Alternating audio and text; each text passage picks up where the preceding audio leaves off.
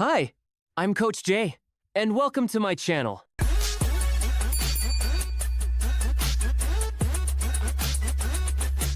Disclaimer o paalaala. All content shared here reflects my personal opinions and perspectives only. Ang lahat ng nilalaman ay batay sa aking sariling pananaw at opinyon. This is intended for entertainment and informational purposes lamang at hindi dapat ituring bilang professional advice. Ang pag-iingat ng manonood ay kinakailangan. I know laman na ito ng social media.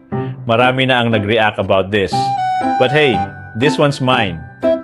Someone recently made headlines dahil sa mga interviews niya and grabe ang naging impact. His statements about the LGBT community sparked outrage, celebrities reacted, and netizens couldn't stop talking. Ang masakit pa, his words don't reflect his actions, kaya lalo siyang nabash. He dragged religion into the spotlight, ginagamit ang faith as a disguise. Pero ang lumabas, overreacting. The interview was supposed to be about his wife, pero siya ang naging bida.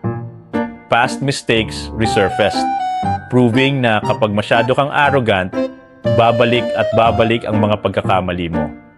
And now, people are questioning kung bakit siya pa ang nag-preach when preaching clearly isn't for everyone. Hey buddy, just a quick one. If you like it here, please subscribe and follow me for more videos. That particular interview naging explosive topic dahil sa mga salitang binitawan niya. He positioned himself as a man of faith. Pero sa mata ng tao, parang ginagamit niya ang religiyon na para pagtakpan ang totoong pagkatao niya. Ang irony pa, the interview was supposed to highlight his wife. Pero he managed to turn the spotlight on himself, making the whole thing feel like self-promotion. His statements about the LGBT community triggered not just ordinary viewers, kundi pati celebrities. The way he spoke sounded more like judgment than compassion.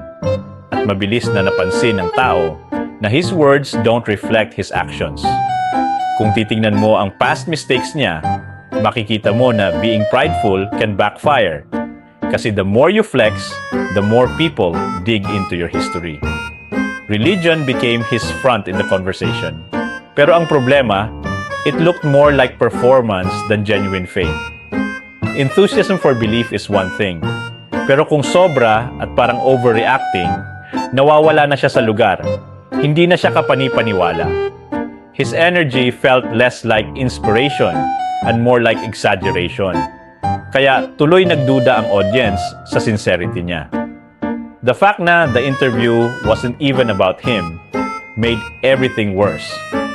People wondered why he was even part of it. Kasi instead of supporting his wife, he ended up overshadowing her.